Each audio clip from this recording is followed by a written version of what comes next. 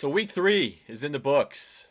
We already technically 4 weeks into the season, but there's some pretty good action from this last weekend. We're going to talk about it. I think the game of the weekend turned out being Alabama Florida.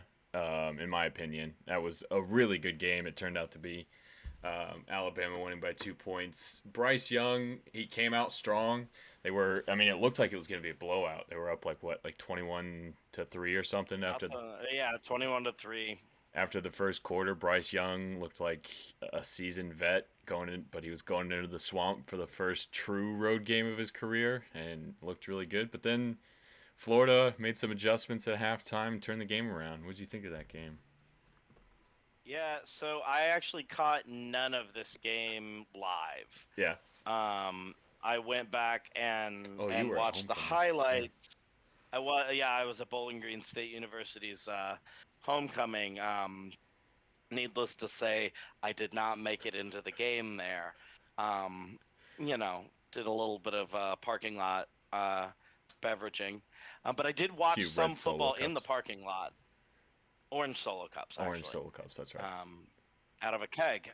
So that was fun. Second keg tailgate of this year. Yeah. It will Looking end. to do a third actually in October. Well, it was two in like a week essentially. Yeah, two in 2 weeks. Two Yeah, weeks. Yeah. it sure was. Yeah. Yeah. For those of you that are watching, you get to see Cowgirl the pug. That is her name currently. Yeah. She Currently. my fiance is not in the home, and she's a little attached. And unless I'm holding her, she will howl. Yeah. She might even howl while I'm holding her.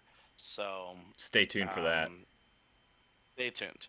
Uh, but no, I went back and watched the highlights from that Alabama game, and it really did look like at first, like I'm watching the highlights and I'm like, I mean, I know Alabama won, but I thought it was closer than this. What's going on? Like, did Florida just score in garbage time? And that was not the case. Hmm. Florida really put up a game. Did they had the lead at one point, but it was very short lived. Yeah. I Um, think it was early in the fourth quarter they took a lead.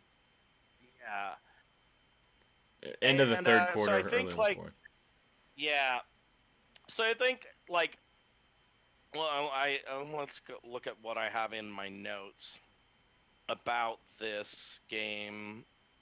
Um, I mean, Alabama looked vulnerable for like probably the first time in a few years. They looked like they were just getting beat in places that you're not used to seeing a Saban coach team get beat in. They were missing tackles. It really was more the defense than the offense. Yeah. The offense is what kept them in that game, but the defense really didn't look. I mean, granted, it was against a great Florida team. Don't get me wrong. Like, Bowling Green isn't going out there and beating Alabama, but like, good teams can beat Alabama. It changed my like outlook on what I think can happen if Georgia writes their offense a little bit. Like, Yeah. I feel a little bit better about Georgia having a shot at beating Alabama this year. I think. I mean, they've played. Georgia hasn't really played anybody except for Clemson, and we're not really sure what Clemson is. We can talk about that in a little bit about that game against Georgia Tech. Correct. But I think Georgia's defense is super legit. It always is, but this year it just seems like it's on a different level.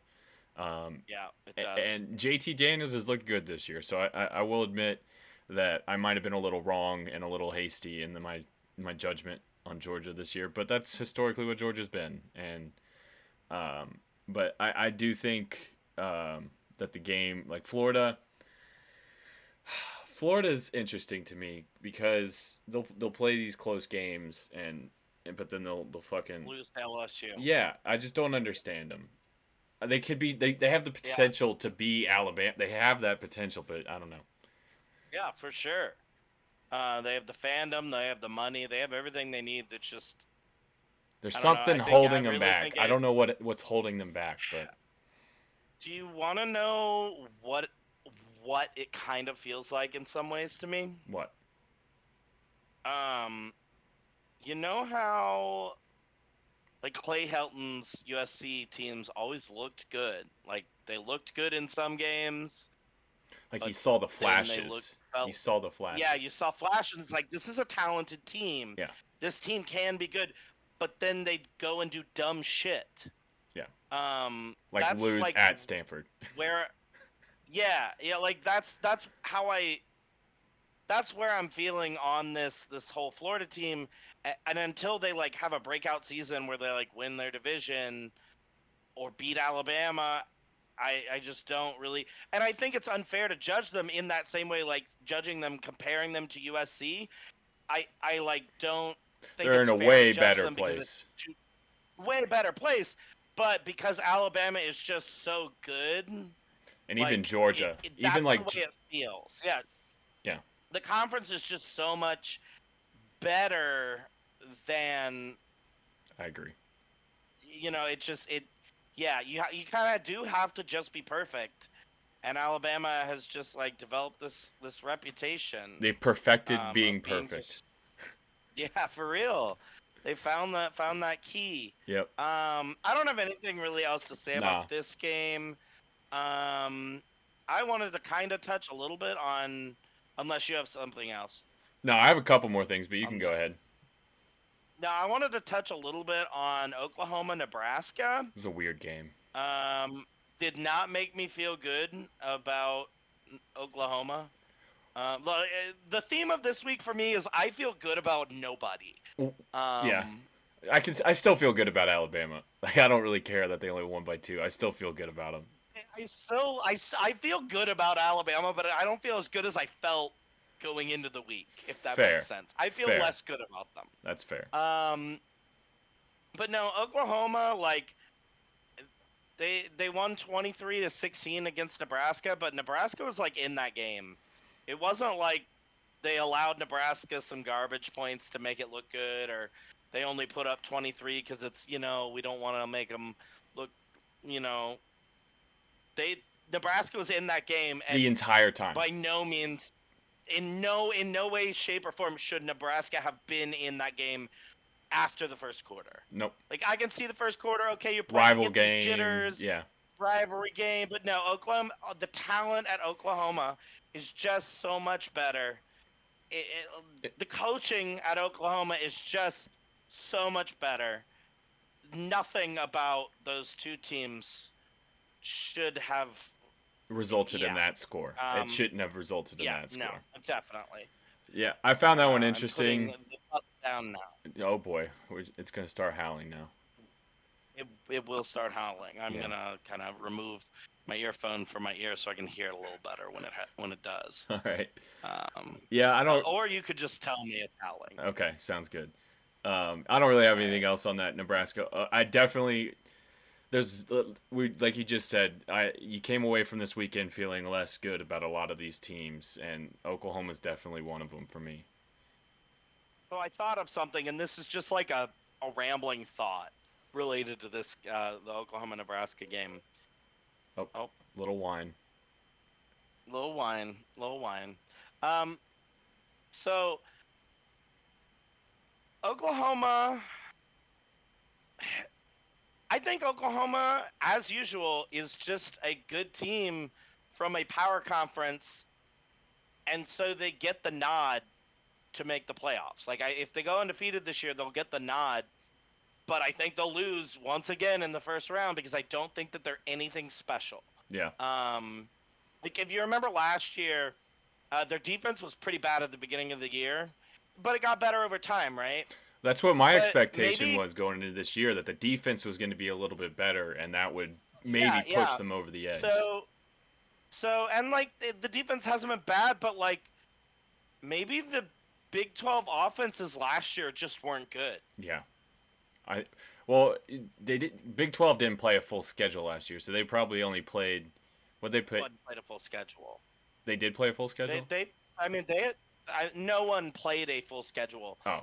But they had 9 games, and then they were allowed to do a non-conference game. Yeah. And so like, I don't know. I just maybe those offenses defense that Oklahoma's defense was looking good against just weren't that great. Because like if you look at this year, the offenses in the Big 12 just really are not that great right Yeah. now. Like Yeah. Oklahoma State won against Boise State by 1 point, 1 but point. they It was scored 21. 21 points. Like, and it's just like some about that to me just kind of says to me the Big 12 is maybe they're a good football conference. They've went really well in non-conference play. They've won their games, but like I just don't know.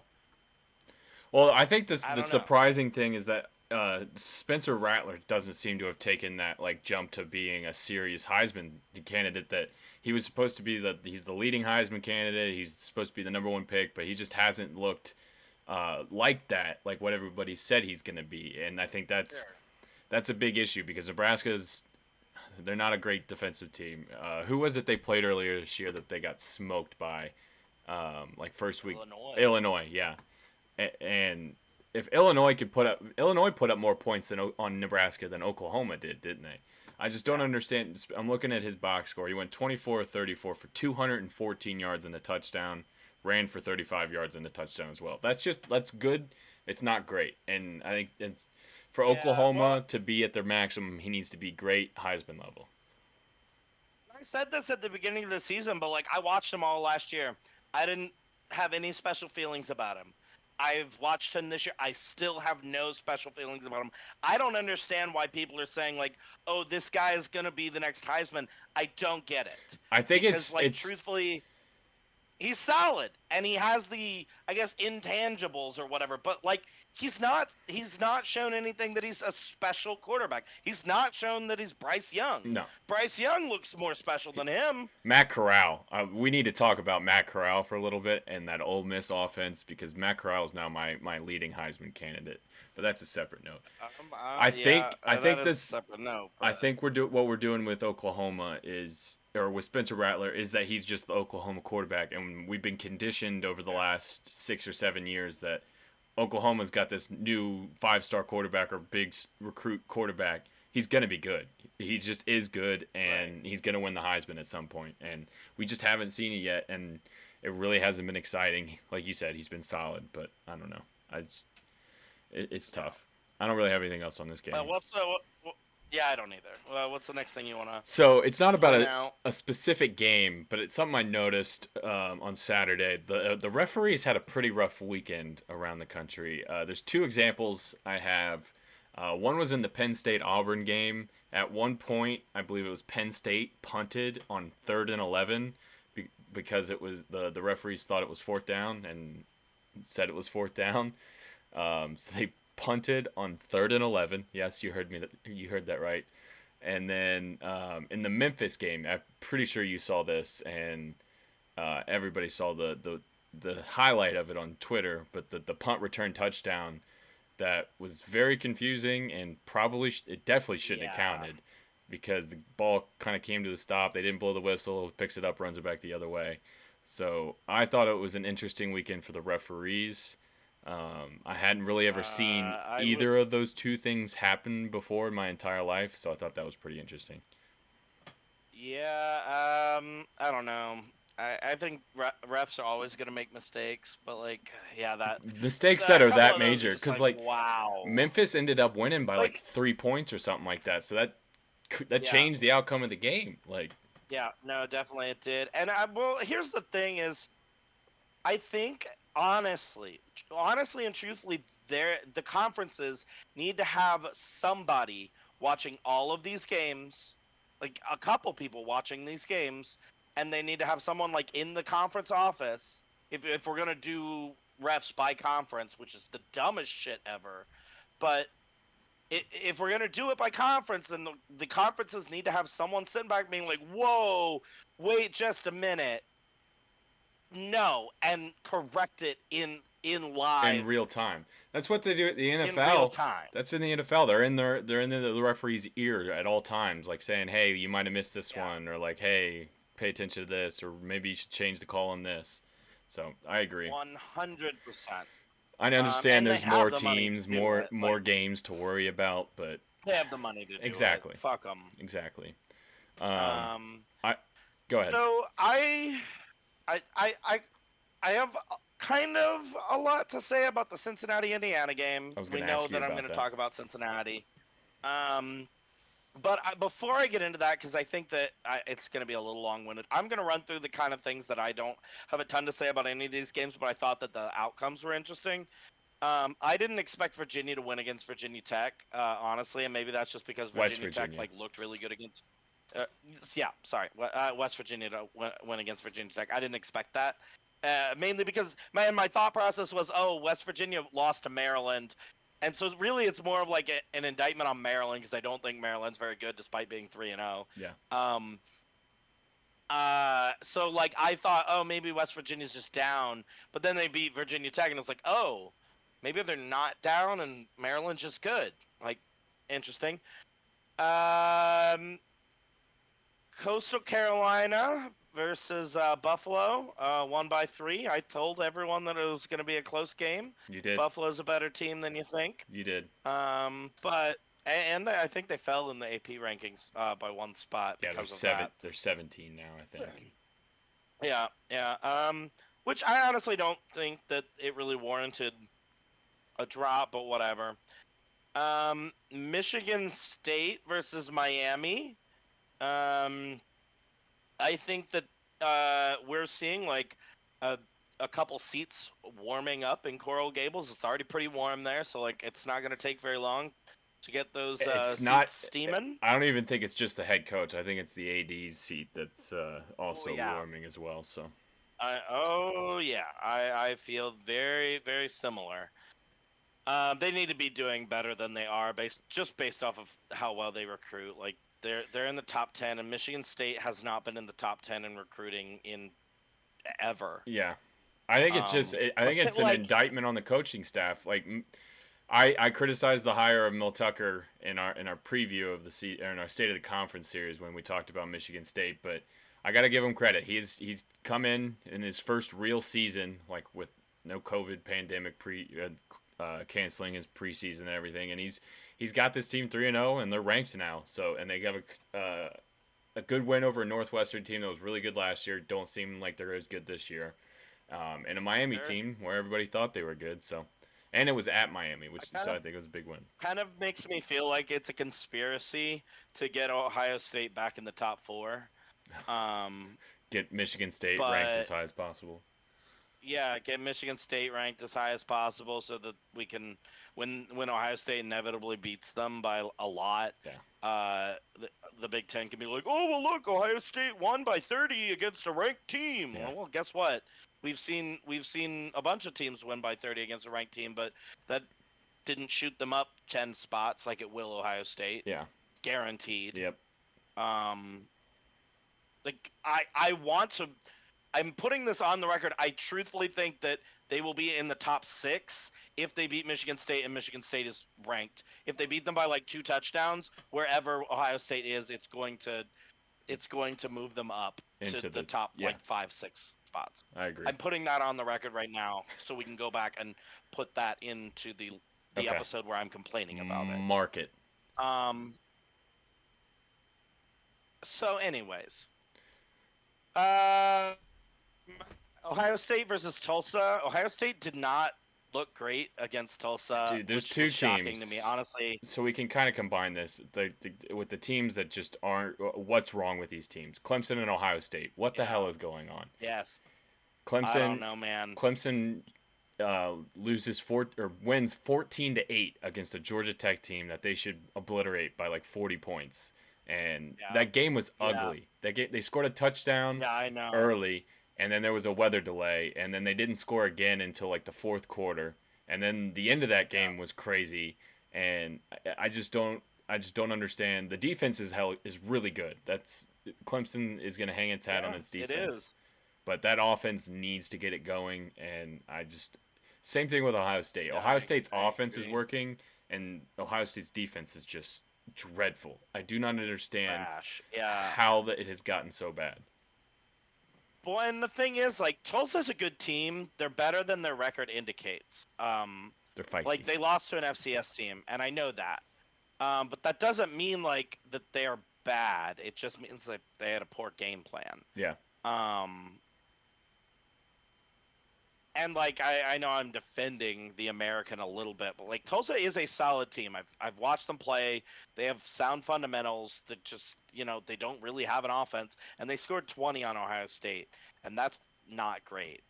They were in that game like until Ohio State. Through the third. Until Yeah. Ohio State got a turnover, I think it was, Yep. and scored, and then they got the ball back and scored again. It was close. Like Tulsa was driving down the field until that turnover and was going to take the lead. And they need to figure out that defense really quickly and before they get into the Yep. serious part of the Big Ten play, or else they're gonna lose a couple games in Big Ten play if the Yeah. offense is gonna be or the defense is gonna be that bad. If they look like this, they are for sure. They're losing at least 2 games in Big Ten play if this is the way they're gonna look. But same thing with Clemson. I don't understand what's going on with Clemson. It's a similar situation, but just kind of reverse. Their defense is fine, Yeah. really good, but their offense. Yeah, and I'm talking more Ohio State because I've just watched more of them. I've never enjoyed watching Clemson because I have to look at Dabo Swinney and I just don't like him. Fair enough. So it's like I don't really want to watch him because inevitably I know he's gonna win, but it's like disappointing to me. Fair enough. Whereas with Ohio State, it's like I can cheer for them to lose. But then, all right, so We'll talk UC. We'll talk UC. I don't have anything else. We have one thing we want to talk about at the end of this segment. But let's talk about UC Indiana. Yeah, well, so I do have Penn State versus Auburn. Did you watch that game? I didn't. I got the highlight of the punting on 3rd and 11, and then obviously I know the final score. Yeah. I watched the game, and that like honestly wasn't going to change the outcome of the game. Yeah. Penn State kind of the way I was seeing it, Penn State kind of looked like they were going to win the whole time, even like though like Auburn showed signs of life, but it's exactly what I expected. Like Penn State was just the better team. And yeah. And it's a whiteout. It was a whiteout. So. I also think it's interesting that Fresno State has jumped into 3rd place behind BYU in the Pac-12.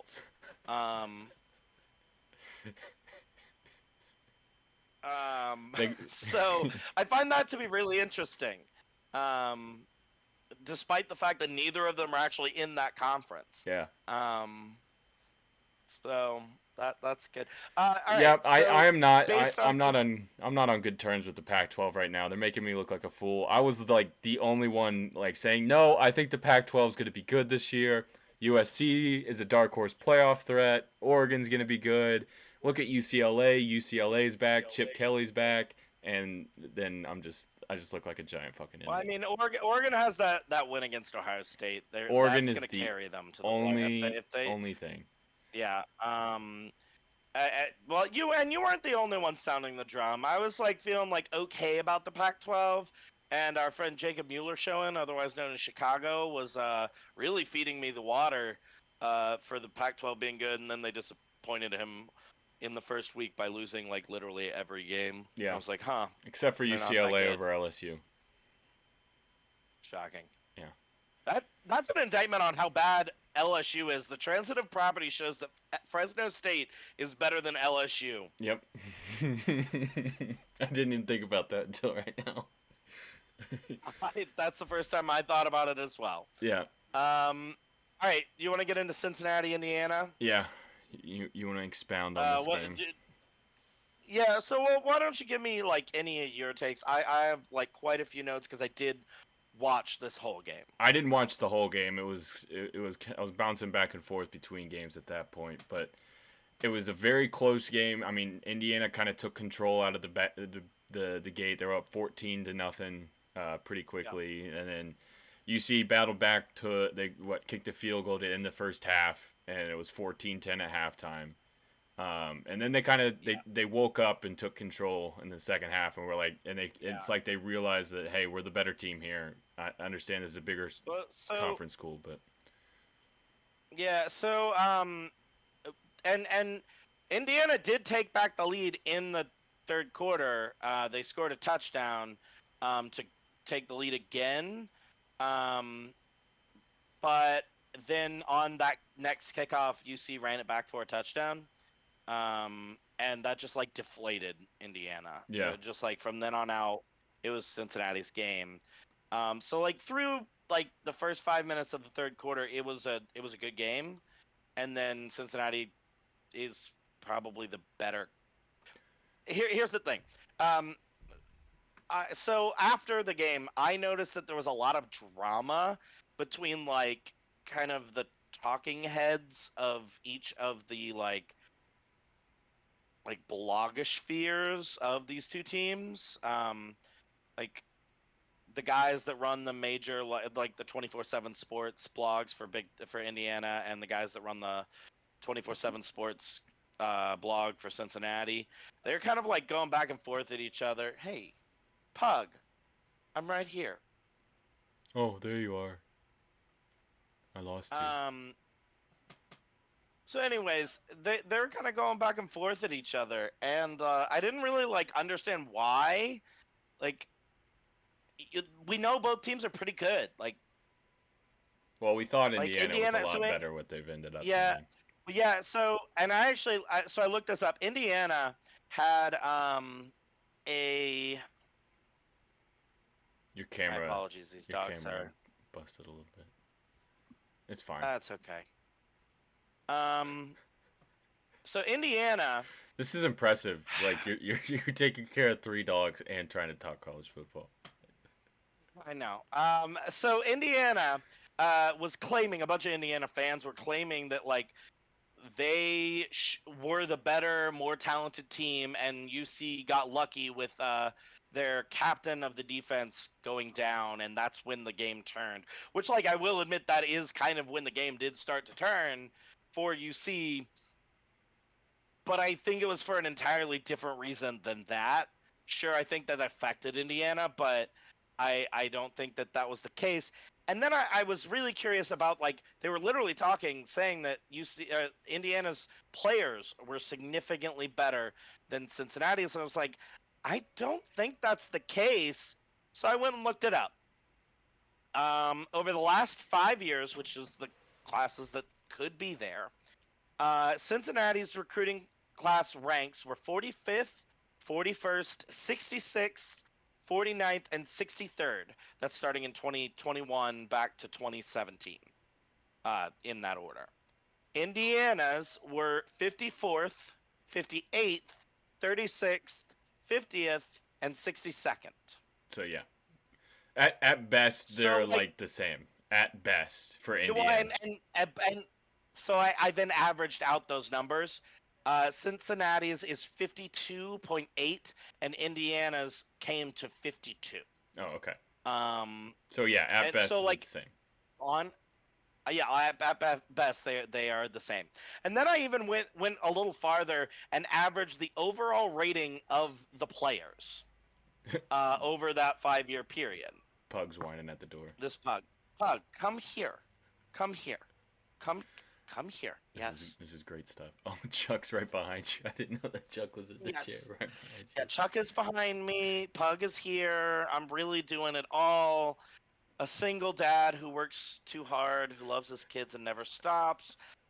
Anyways, so I averaged the two teams, and Cincinnati came out to an 8.8444, and Indiana came out to 0.8509. So, like, truthfully, a minuscule difference. Yeah.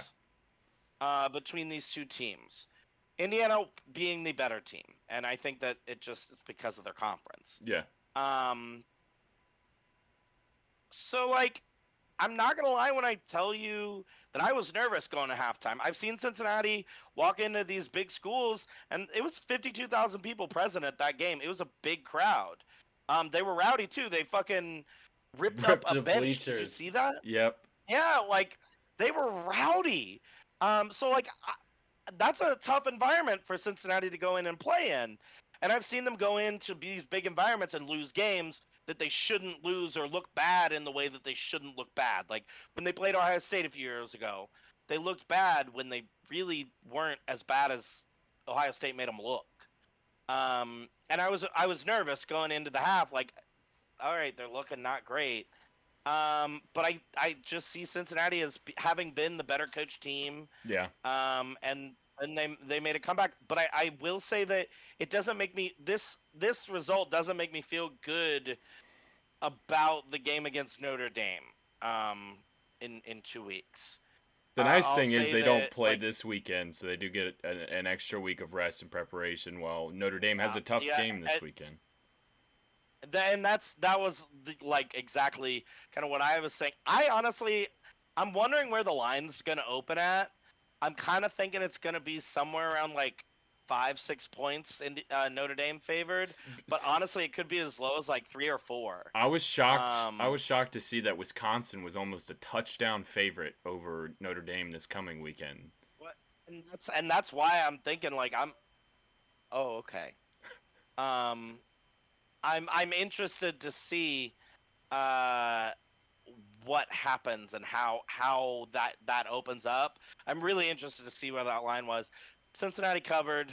They won, not convincingly, but they won by more than people thought they would. That's honestly how they win games, though. They don't, unless it's one of those lesser teams in the American, like an East Carolina or something. Like they don't blow teams out of the water like that. They're tough, they're physical, and they win. They just win games. Yeah, yeah, that's the way I really see this team. I don't know. I'm very interested to see how this Notre Dame game plays out because Cincinnati's undefeated going into playing them. I'm hoping that Notre Dame is undefeated going into play them. I think that'll be an interesting game. It won't be a college game day game, but unfortunate because NBC, but it is what it is. They could still do college game day there. It won't have the game. The NBC won't let them do college game day there. No, they won't do it unless they broadcast the game. I feel like they've done that before though. I don't know. I don't know of an example in which they've ever done that. I feel like they've done SEC games where they do game day there, even though the game's like on CBS or something. I don't think they have. I think that because they get first choice of the games over CBS. Gotcha. Because I just know that Kirk Herbstreit will like be at on location doing college game day, and then he'll have to get on a flight and like fly somewhere to actually broadcast the game. Sure. I don't know. Yeah, I don't know. Maybe you're right, but I'm doubting that will happen. But anyways, it should be a compelling matchup. So many storylines, so many like Brian Kelly coaching against like Marcus Freeman. Like there's so many storylines that are gonna pop up. Yeah. No, I'm excited about it. I'm going to be at a wedding. Literally the wedding starts at kickoff. So like I'm kind of gonna be in the. Yep. Yeah. Sorry, JT and Chelsea. In advance in case I, stand up and cheer or yell "fuck" in the middle of your wedding. It's not your fault. I mean, it kind of is. You shouldn't have scheduled it on a Saturday in the fall, but Yeah, fair enough. All right. So summarize it up. How you feeling in one word? How you feeling about UC right now? I feel good. Okay. All right. I feel solid. All right. That's a better word. Yeah. All right, we got one more thing to talk about, and it's just we just gotta laugh at Utah for a little bit. Just laugh, because things aren't going good. Nope. You see that their stud transfer quarterback from Baylor, he got benched, but he just left the program. He's not even at Utah anymore. That's pretty bad for a team that was supposed to go 11-1. Supposed to go 11-1 or 10-2 according to their according fans. to our YouTube comments. Yeah. I mean, it's looking more like they're gonna go that 8-4, 6-6, as we predicted. Yep. Just want to point that out. Maybe they'll right the ship. Maybe they will. I'm still betting on them to. I think they're gonna get a win this weekend. Honestly, they're playing Washington we'll see. State. They're gonna be playing with they're gonna be playing with kind of a fresh quarterback. So yeah. Well, I mean, I was pretty much bang on. in the preseason. I said if they had solid quarterback play and if they get productive quarterback play, they'll be good. I just don't trust that their quarterback's gonna be good. And you know what's happened? Their quarterback hasn't been good. Now they're 1-2 with a loss to San Diego State and BYU. It's the first time they lost to BYU in both 12 solid years. teams. Solid teams, but Both solid wins, solid team. but if you're gonna go 11-1 and you're in the Pac-12 championship fight, Start out 1-2. you can't lose those games. I don't know. No, I agree. Just I LOL agree. Utah. Yeah.